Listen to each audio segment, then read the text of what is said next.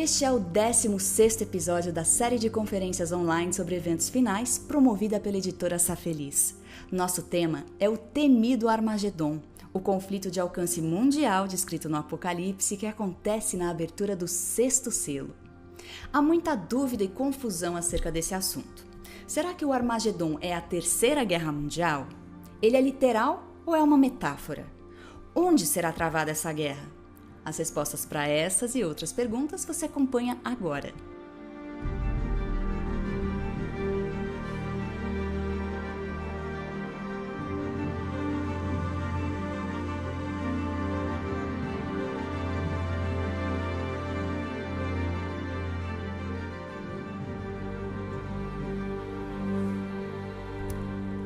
Quando o assunto é o fim do mundo, basta apenas uma palavra para transmitir a ideia do fim do fim: Armagedon. Mas a palavra Armagedon ganhou outros domínios e virou nome de filme, título de livro, tema de música, jogo de computador, nome de tênis, suplemento de academia e até bebida alcoólica. Mas o que é o Armagedon na Bíblia? Para responder nossas perguntas, tenho o privilégio de conversar com o pastor Doug Batchelor, que é teólogo, evangelista internacional, orador e presidente do ministério Amazing Facts. Obrigado por estar conosco, pastor. Pastor Batchelor, com tantos usos do termo Armagedon, o que sobra de significado para o Armagedon bíblico? O que é Armagedon na Bíblia? Sim, eu até tenho uma raquete de tênis que se chama Armagedon, então eu acho que é para ser muito boa, talvez. Mas, enfim, tenho de começar.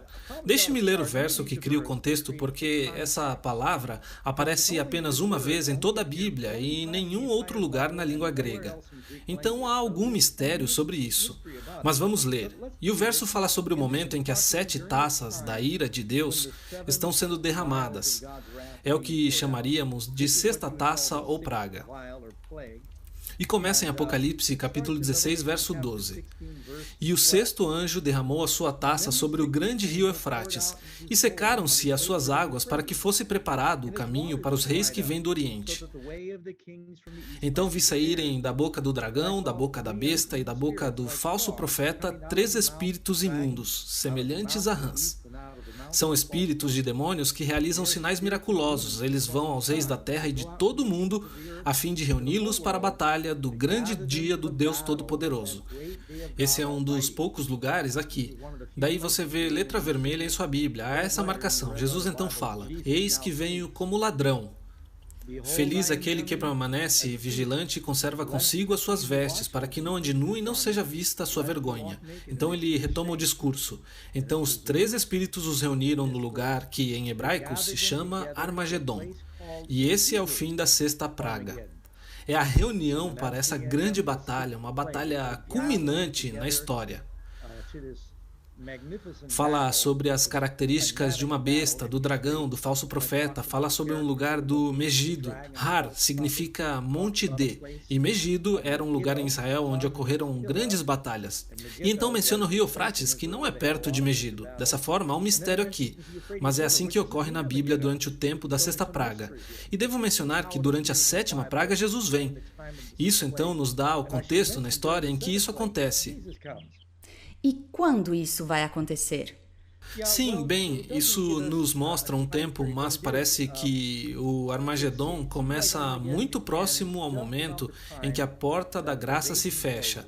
Isso significa que os salvos estão salvos e os perdidos estão perdidos, e as 7 últimas pragas são derramadas.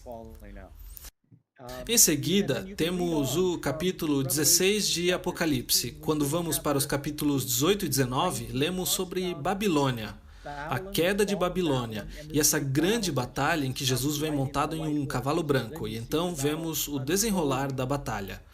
Mas há muitos simbolismos no Apocalipse, por isso temos de ter cuidado para não confundir o literal com o simbólico. E o Armagedon, ele é literal ou simbólico? Bem, não sei se nossos amigos que vivem na América Central e na América do Sul conhecem algumas histórias norte-americanas, mas havia um famoso general chamado Douglas MacArthur. Ele foi um dos principais generais na Segunda Guerra Mundial. O meu nome é em homenagem a ele. Na Segunda Guerra Mundial, ele fez um famoso discurso no qual disse que há tanta morte, 60 milhões de pessoas morreram na Segunda Guerra Mundial, há tanta morte e carnificina. Ele disse, se não encontrarmos uma maneira mais justa de resolver nossas diferenças, estou parafraseando, o Armagedon estará à nossa porta. Quando esse famoso general comparou a palavra Armagedon com a Segunda Guerra Mundial, todo mundo começou a pensar que o Armagedon seria a Terceira Guerra Mundial. E eles citavam MacArthur e diziam, bem, teremos a Batalha do Armagedon e teremos uma Terceira Guerra Mundial se não aprendermos a conviver bem. Então acho que o Papa Francisco fez uma alusão a isso, dizendo que estamos à beira de uma Terceira Guerra Mundial, mas pode ser que seja uma guerra cibernética. Bem, tem havido muita confusão. E eu fiz algumas viagens, eu fui a Israel 3 vezes e uma vez fui com um grupo de ministros de diferentes denominações. Era uma viagem muito econômica. E pensei, bem, será muito bom. Mas conforme passeávamos de um local para o outro, diferentes ministros de diferentes igrejas fariam os devocionais uns para os outros, todos de diferentes denominações, muitas delas carismáticas. Lembro-me de quando fomos ao vale de Jezreel, Megido, e um dos pastores decidiu que faria um devocional sobre a Batalha do Armagedon. E ele disse, sim, em breve vem este vale, e é possível ver através do vale. Vem este vale, em breve todos os exércitos da China e os exércitos da Rússia se reunirão contra Israel, e haverá grande batalha, e o sangue subirá ao nível dos freios dos cavalos. E fiquei pensando, não, a Batalha do Armagedon não tem a ver com isso. Não será uma batalha entre nações e exércitos da terra. Não é uma batalha política. O Armagedon tem a ver com o que vemos em Apocalipse, fim do capítulo 12, no verso 17. O dragão irou-se contra a mulher e saiu para guerrear contra o restante da sua descendência. Há uma batalha. Guerrear contra o restante da sua descendência, os filhos, os descendentes, o povo nos últimos dias. E essa mulher é a igreja de Deus, os crentes. E essa é a guerra do diabo contra o povo de Deus nos últimos dias. E então, no apogeu, vemos Jesus cavalgando triunfantemente para resgatá-la no capítulo 19. E a batalha final acontece quando Satanás, logo após a ressurreição, lança Gog e Magog contra o povo de Deus e fogo cai. Portanto, há várias batalhas na Batalha do Armagedon. E é uma batalha que acontecerá pouco antes da vinda de Cristo, outra com sua vinda para entregar seu povo, e a batalha final, quando Satanás atacará a cidade de Deus, o povo de Deus após o milênio. Sendo assim, tenha em mente, quando ler o Apocalipse, que esse livro fala de um dragão, de mulheres, de rãs. Jesus é retratado com uma espada saindo de sua boca em sua vinda. Ora, ele não terá literalmente uma espada. A principal arma que vence a batalha é a palavra de Deus. A Bíblia nos diz que são esses símbolos. Se lermos Hebreus capítulo 4, está dizendo, pois a palavra de Deus é eficaz e mais afiada do que qualquer espada de 2 gumes. E no capítulo 6 de Efésios diz que vestimos a armadura de Deus e a espada do Espírito, que é a palavra de Deus. Sendo assim, não temos de adivinhar. Quando lemos sobre esses 3 espíritos imundos que saem para enganar os reis da terra, o segredo para entender o Apocalipse é olhar as outras histórias da Bíblia. E há uma história na Bíblia que fala sobre esses 3 espíritos imundos saindo da boca da besta, do dragão, do falso profeta, que vão aos reis da terra para enganá-los, usando poder e milagres sobrenaturais, e pouco antes da grande batalha. Isso leva nossa mente de volta a uma grande batalha que encontramos no fim de 1 Samuel entre os israelitas e os filisteus, quando o rei Saul consulta um espírito maligno. Por causa dessa consulta, ele é enganado e se autodestrói na batalha. Ele acaba tirando a própria vida e cai sobre sua espada, e eles perdem aquela batalha. E muitas falsas religiões e pessoas não convertidas serão enganadas. E é por isso que Jesus disse que nos últimos dias haverá muitos falsos profetas, muitos falsos cristos. Tenha cuidado que ninguém o engane. Jesus disse que, se fosse possível, até mesmo os próprios eleitos seriam enganados. Por isso temos de tomar cuidado para não ouvir esses falsos profetas e as falsas vozes nos últimos dias, que ensinam coisas diferentes da palavra de Deus. Haverá muitas coisas do Espiritismo entre os professos cristãos, e eles acreditarão que estão conversando com os mortos.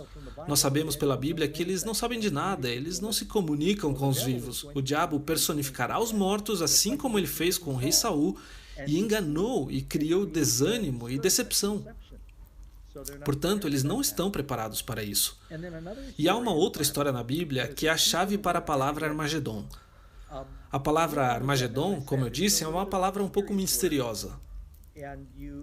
Acredita-se que ela venha da palavra Har, que significa Monte Megido. E devido a muitas batalhas na Bíblia terem ocorrido no vale de Jezreel, perto do Monte Megido, você pode ler sobre a batalha entre Baraque e Sísera, e quando Débora falou sobre as águas do Megido. Você pode ler também sobre a batalha do bom rei Josias, que foi morto pelos egípcios no vale de Jezreel. Você pode ler ainda quando o Espírito Santo desceu no Monte Carmelo, não muito longe do vale. Você pode avistar o vale de Jezreel. Essa batalha aconteceu entre os profetas de Baal, os verdadeiros e os falsos profetas. E um dos mais interessantes é Gideão, com 300 homens, um número reduzido como o povo de Deus nos últimos dias. E Deus fala com ele. Bem, aqui está o ponto central. E Robert Moffat, em sua tradução da Bíblia, diz que Armagedon é tirado de uma frase que está no capítulo 6 de Juízes, que diz: O Senhor disse a Gideão. No hebraico está escrito Harma Gideão. Harma Gideão. Ou seja, Deus, Jeová, falou com Gideão.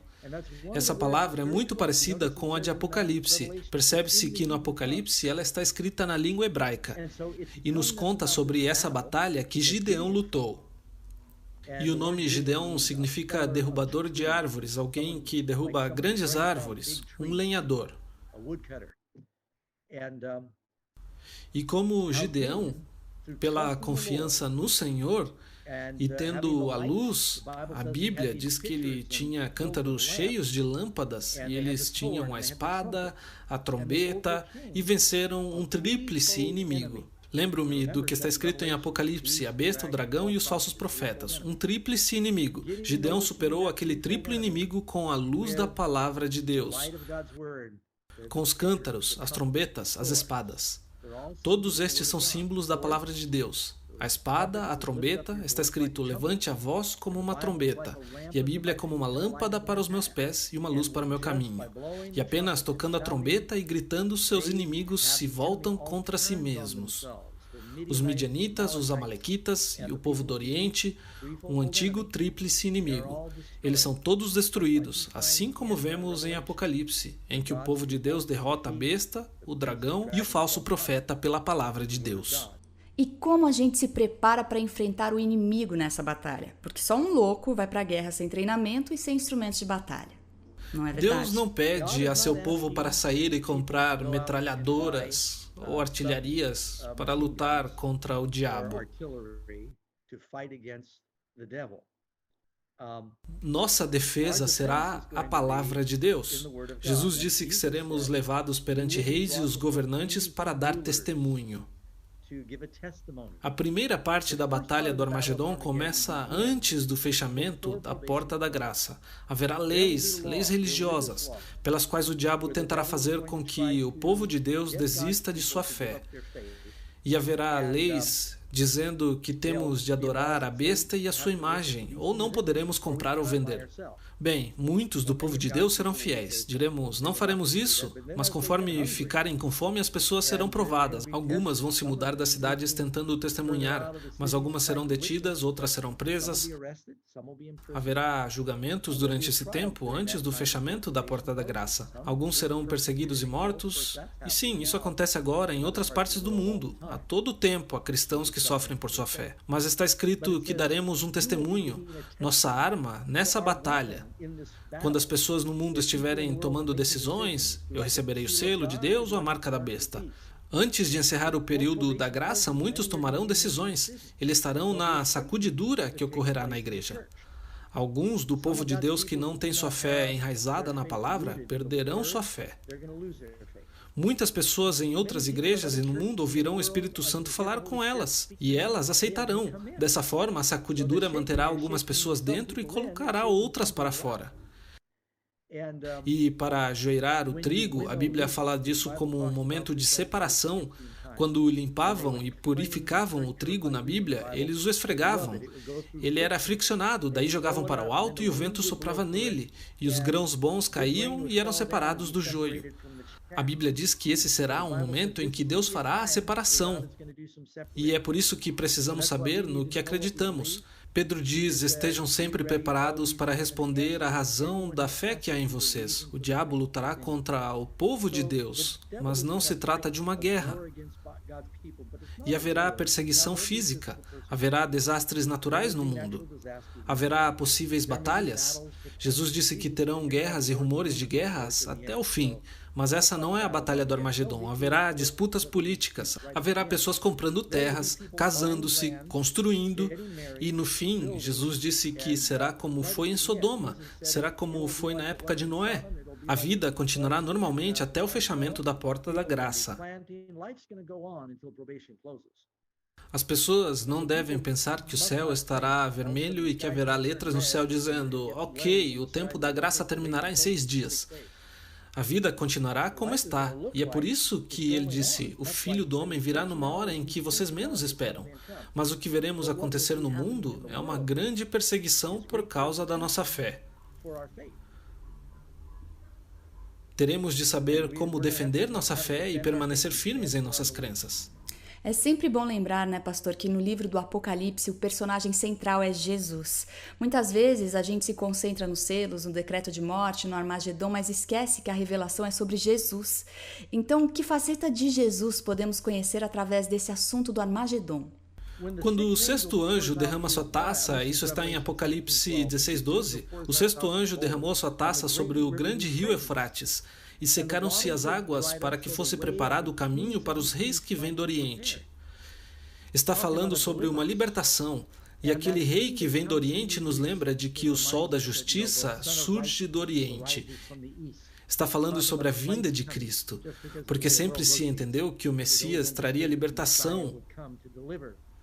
A Babilônia antiga era protegida pelo rio Eufrates. O Eufrates era a fonte da vida, do poder de Babilônia, e ele passava sob os muros. O rei Nabucodonosor construiu aqueles lindos jardins suspensos, e havia bombas para bombear a água. É incrível, com aqueles terraços, ele oferecia montanhas artificiais para a esposa, porque ele sentia falta das montanhas do lugar de onde ele vinha. Coisas incríveis foram feitas com o rio Eufrates.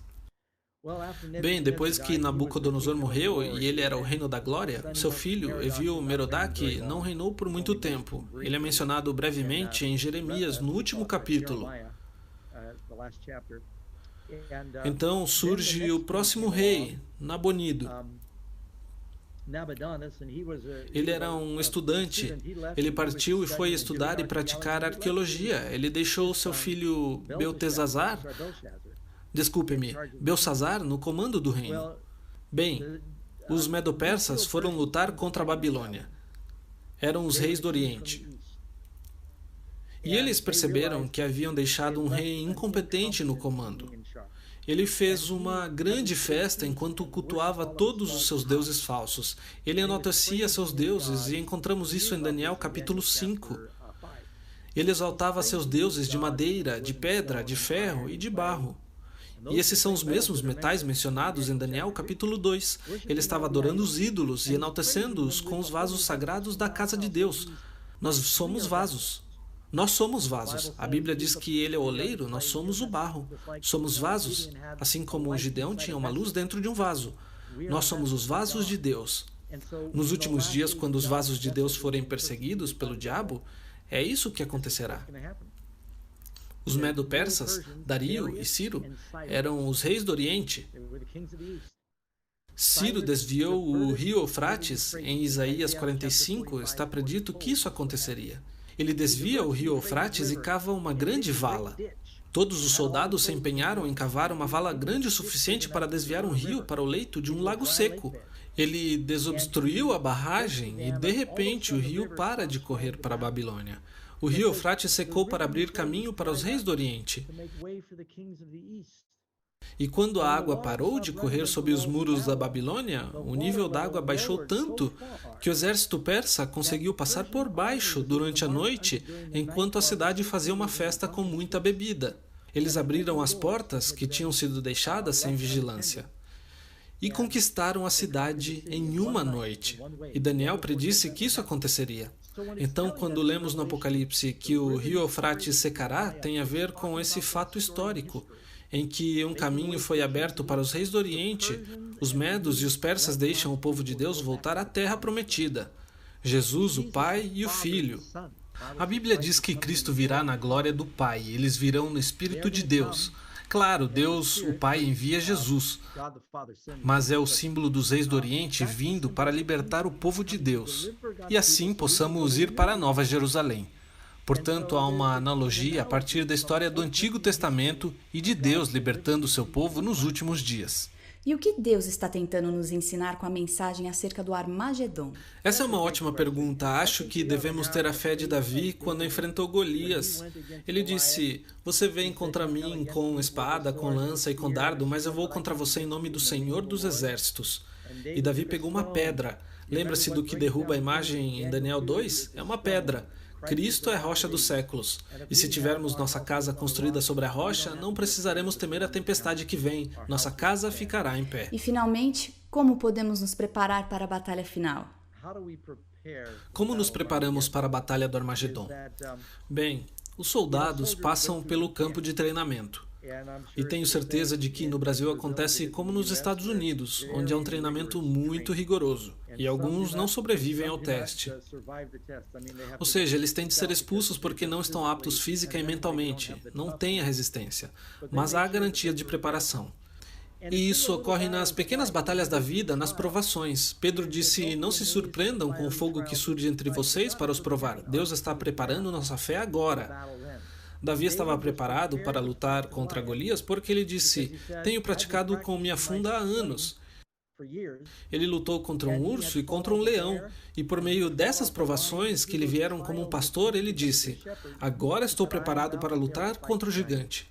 Então, ao ser fiéis no dia a dia, ao manter nossa espada conosco, e esse é um verso da Bíblia, vamos nos acostumar com a nossa espada, vamos conhecer a palavra de Deus, ser fiéis em nossas orações e compartilhar nossa fé. A Bíblia diz que se nós praticarmos o testemunho agora, não teremos medo de defender nossa fé depois. Essa é a melhor maneira de nos prepararmos para o que está chegando. Sejamos fiéis no pouco e estaremos prontos para a batalha do Armagedon. Bem, obrigado. Foi um prazer e espero que todos sejam encorajados com as boas novas. Jesus está voltando e nós sabemos quem porá fim à batalha. Muito obrigada, Pastor Doug, por esclarecer esse assunto e compartilhar conosco uma mensagem de esperança, de livramento, de vitória, mas sobretudo de amor. Do Senhor dos Exércitos é a guerra e Ele jamais conheceu, jamais conhecerá a derrota. Que Deus abençoe a você e obrigada por nos acompanhar. Até a próxima.